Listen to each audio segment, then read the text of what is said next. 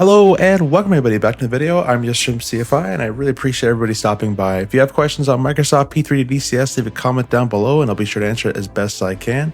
If you guys are brand new here, I am also a Railroad CRJ pilot, so I fly 900 and hope to bring as much knowledge as I possibly can to you guys. If you have any questions on the CRJ or real life flying, be sure to also ask that either down below or in the Discord that's linked down below. I want to say thank you to all the channel partners and members. If you guys want to check out any of the channel partners links, you can see them down in the description. We have tons of discount codes. You can save money on all your flight sim hardware and software as well. Today we're going to be looking at the Winwing PDC M and PDC N, and we're just going to jump right into it. Okay, so we have the EFISs all opened up but still left in some of their packaging here. On the left we have the PDC-3N, which is the 737NG EFIS, and on the right we have the 737 MAX, or the PDC-3M as a Mike. So November and Mike. This one's going to be for the MAX. This one's going to be for the NG. Winwing has gone ahead and sent me both, so I'll be able to put this one looks like it's going to be on the left hand side, and the actually, I gotta go the other way around. This is gonna be on the left-hand side, and this is gonna be on the right-hand side. So I'll be able to use one MCP with a MAX and with an NG. You can get both NG, or you can get both MAX. You can mix them up, whatever you like to do. The MAX. Oh, that's a nice button. Let's get pressing that. See if it focuses. Nice button on that. The range will just keep spinning as the MAX one does. The altimeter, it's a click release, not a constant spin. You have inches or hectopascals. And same with baro or radio. And this is also a hold, release, hold, release. And then these ones obviously, oh, that's a firm click. So very, very good quality on the MAX panel there. This one looks like it's going to be on the left-hand side right there. But we don't have the VSD button anymore, as you guys can see, which is that vertical descent profile. Again, same quality of these buttons. Nice switches there. This one's a bit hard to get to for my hands. I have a rather, I guess, bigger hand, but like my finger doesn't really go between that. So I have to really kind of pinch to get at it. This one's not as bad, but this one's a bit hard to get to for me. On the back, both have the USB-C connection. They also support, they come with their two stands here as well. You put them back in which side they're supposed to go in. And they also come with a USB to USB-C, as you guys can see right there. I don't know if it's going to focus, but these are the USB-Cs on a 90 angle. You got some screws and some stuff, maybe some stickers. What is this? Oh, this is to if you want to have better grip on the table or wherever you're wherever you're putting it on, and an Allen key and wrench. So let's get this thing on the equipped to the EFIS, and we're gonna get going here.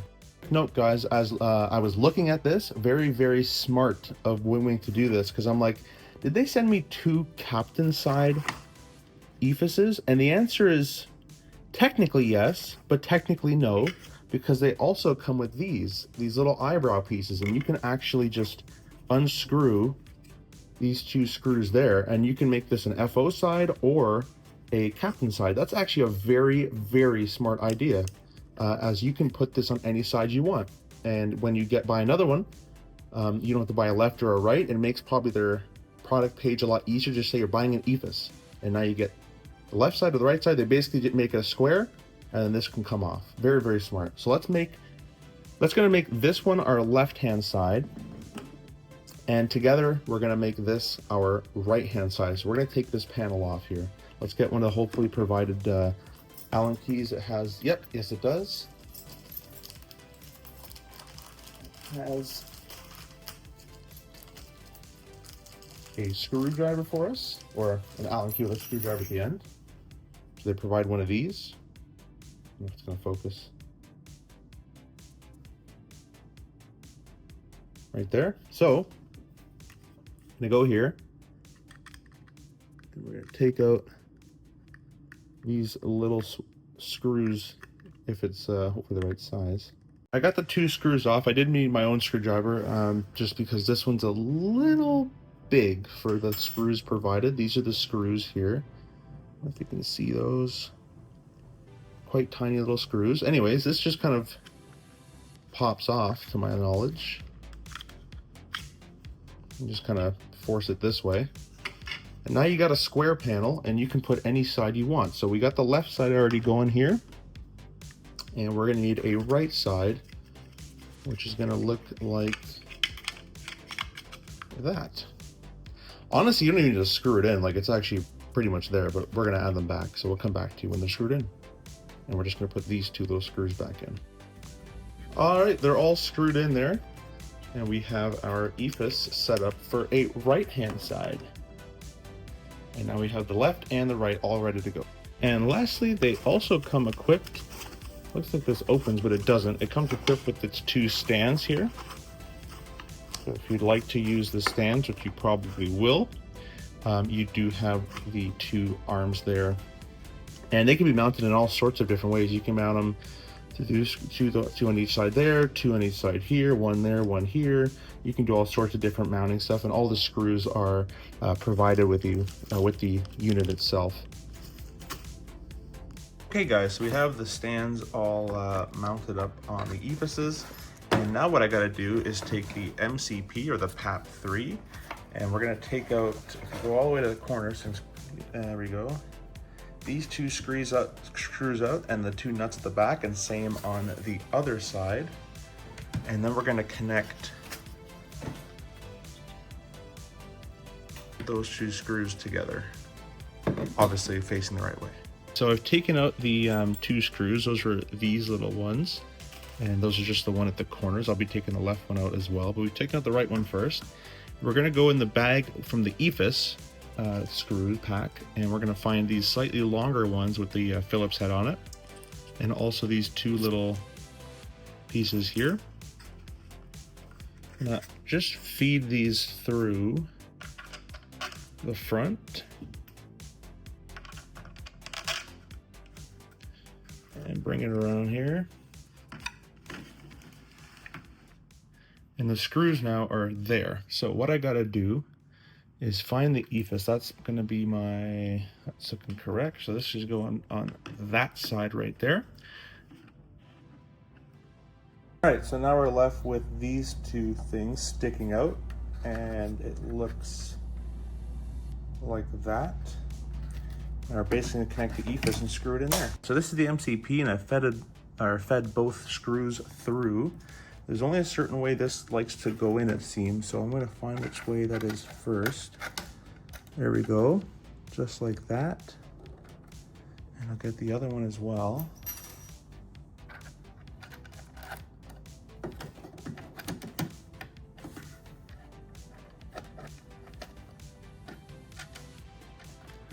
What I'm gonna do is put these back on, which is kind of difficult to do with my hands. I'm gonna do this on screen, but we're just gonna put those in those 2 sides right there. I got one of them in there. They're both in there now, so it's good. I just gotta put the last screw in there. I'm using these screws here that provided, the little focus, one with the Allen key, and you just feed the screw through.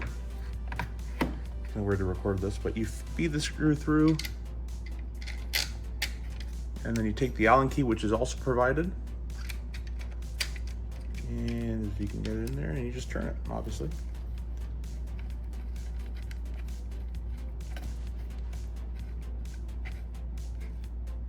And it's snug. I'm not gonna over tighten. And now this is connected.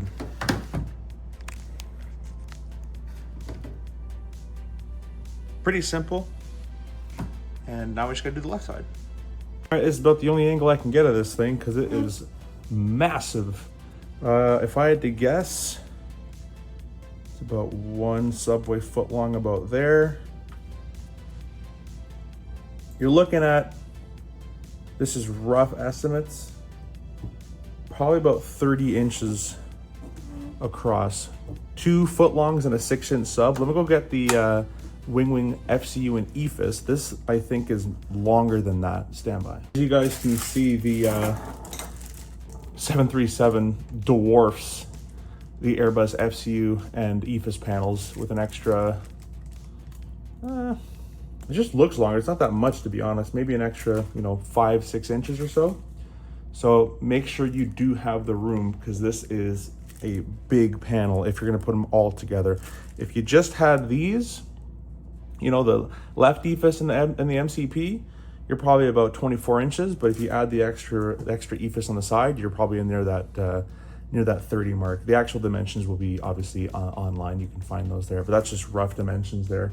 So very, very impressive piece of kit. All the buttons are great. As you can see, the Max is free scrolling. The NG is these nice firm clicks.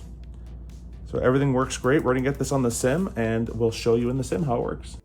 All right, guys, so we're on my desktop PC now. We have Winwing's Sim App Pro all loaded up.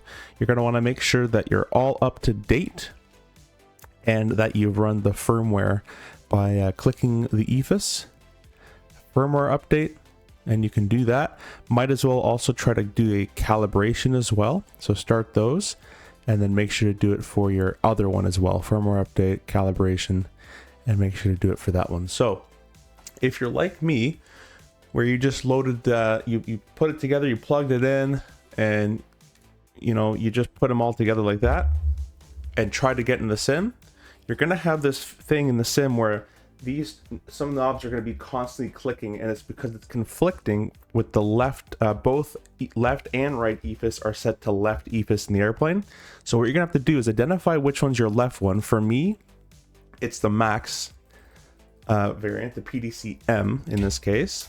So this is my left one. This I'm not going to touch. I'm going to go to the other one, which for me is the PDC N over here, the next gen version.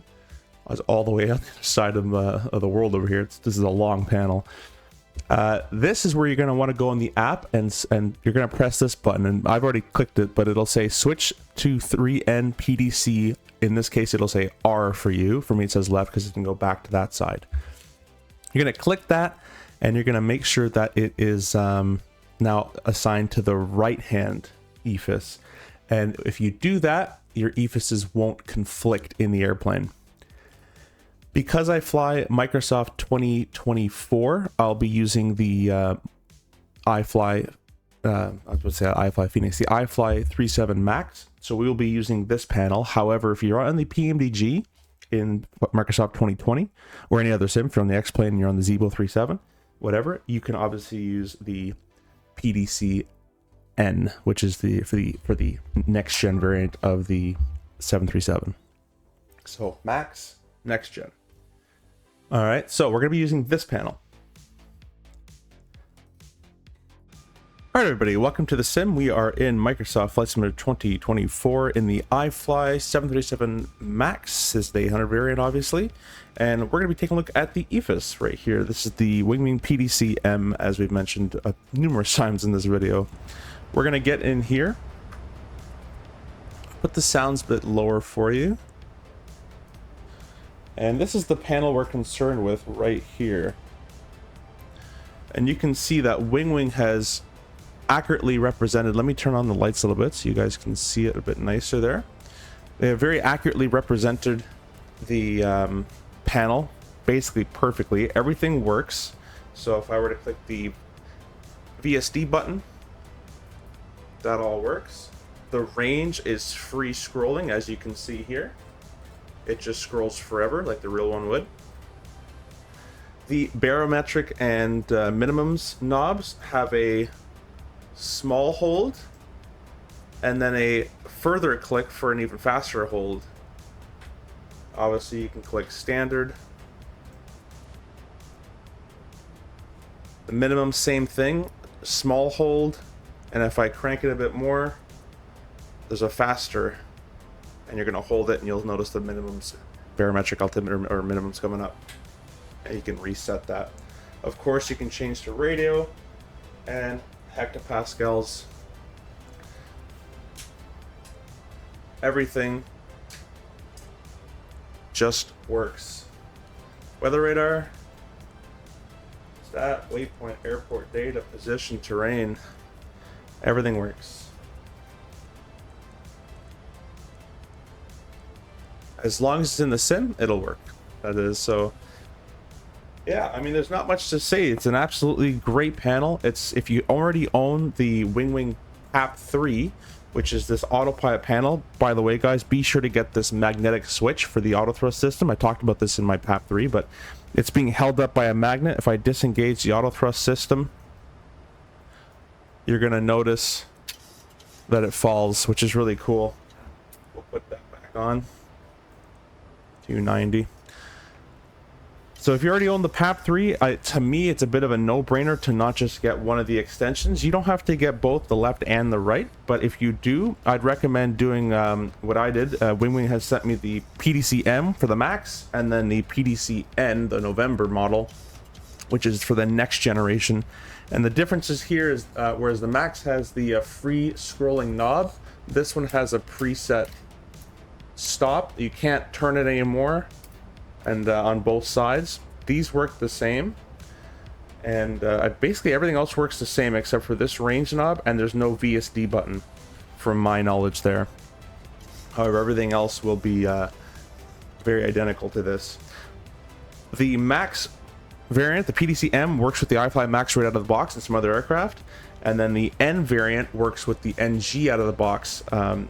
Currently the Max variant doesn't work with the currently the NG variant doesn't just plug and play and work.